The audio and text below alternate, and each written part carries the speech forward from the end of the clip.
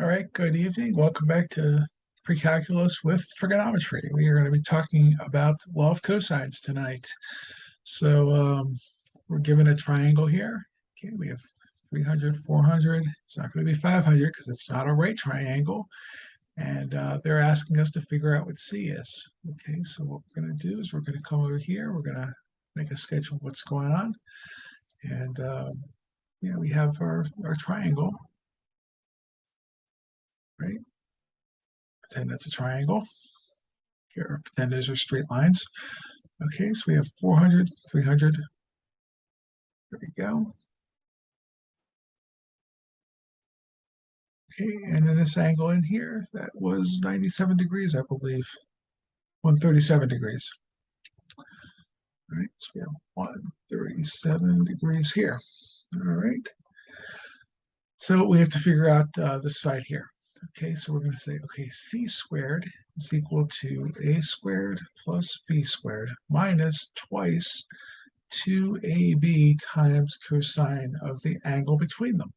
Okay, and I know the book kind of gives you three formulas to deal with. I would not recommend memorizing three formulas. I would memorize one formula and then relabel the sides and angles as you see fit to make it fit the problem that you have, and then modify the formula as needed and not deal with everything else. So we're just going to say, okay, great. We've got C squared, okay, is equal to 300. Make that a 300 squared plus a 400 squared minus 2 times 300. That never comes out looking like a 3 to me. Okay, times 400 times the cosine. What's the angle between them? Is 137 degrees. Okay, so that's what we're going to type in. So we'll just say C squared equals, and we'll go through and just calculate this out. Okay, that's just going to be, this is a calculator job. This is not something that anybody would ever ask you to do without a calculation device with you, unless the numbers were very, very simple. Okay, so we're going to have 300. Oh, so double check, make sure that we are in mode degree. Okay, again, it's something you're always going to have to wrestle with. So 300 squared plus 400 squared minus twice of 300 times 400 times the cosine, there we go, of 137 degrees. We were already in degrees. We checked that with the mode. We know that that's going to be a negative number, so that's going to flip that to positive, so it's going to be a bigger number. Okay, and now we got C squared is equal to 425,000, like 524 and change. Okay, so we'll go ahead and take the square root.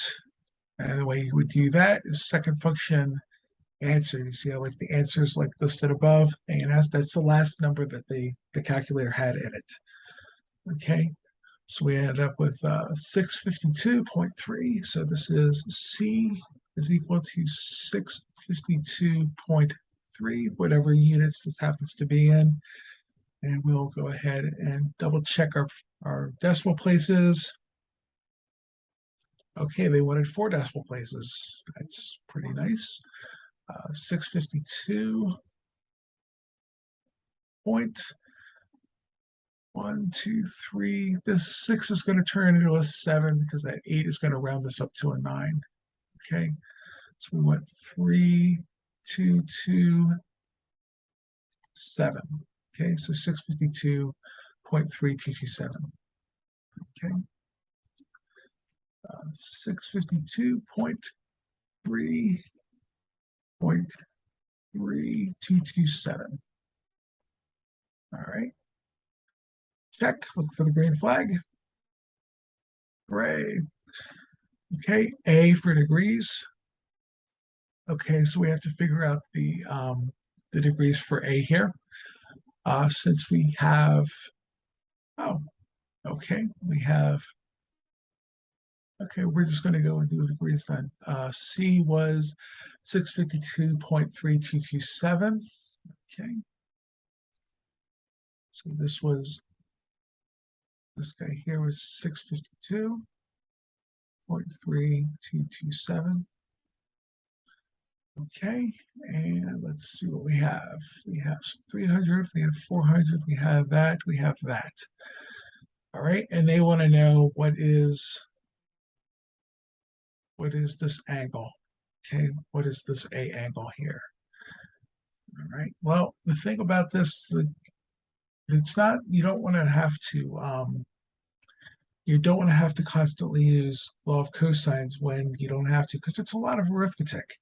So at this point, since I have I have a side and an opposing angle, what we're going to do is we're going to set up a law of sines and see if we could do that. So I'm going to say the sine of A is to side A equals, okay, and then we're going to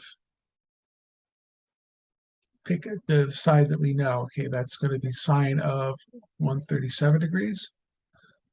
So here we have the sine of 137 degrees is 2, that's the number we just came up with, right? That's 52.3227.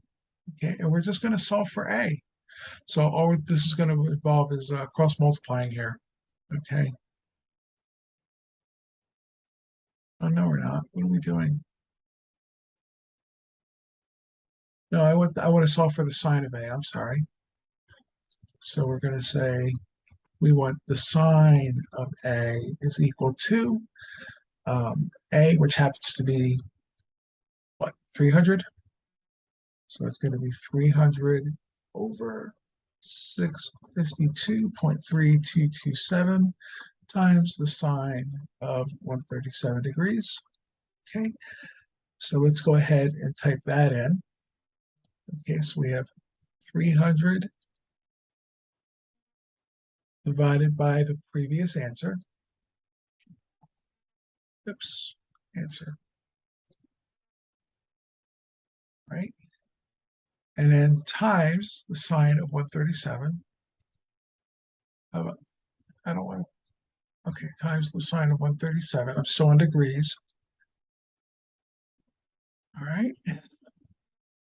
And we got a ratio. So we have the sine of A is equal to 3136. 3136. Yeah, we'll say that. And now what I have to do is figure out the inverse sine. So second function sine, second function answer. We have 18 degrees. Point. Well, I would normally for this problem, I would say 1 degree would be just fine because that's a lot of calculations to have to carry this through. 2792 degrees. So that is going to be 18.2792 degrees. 4 decimal places. Delightful. All right, check. And now we have two angles, right? I have an 18-degree angle and a 137-degree angle. How do we fix this out? So we're going to say this is 180 minus 137 minus 18.2792 and change. And that's going to be our answer here. So we're going to say 180, because the triangles, angles have to add up to 180, minus parentheses, and then we have 137, and then plus, and I'll just type in our previous answer. Okay, that's that 18 degrees there. All right, enter. And we have 24.7208. So this is going to be 24.7208 degrees. So here, I'm going to say 24.7208 degrees. We'll check. Hopefully we get the green flag. Okay, hooray, and that'll do it. Okay, and that's, yeah, those are pretty much law of cosines problems. Okay, that's what there is to them. All right, so it's a very powerful tool. Just try to remember that. Try to remember the formulas for them because, like I said, they give you three of them. I would memorize one and then just relabel things to fit the one that I know. Okay, so good luck, and I will see you in the next video.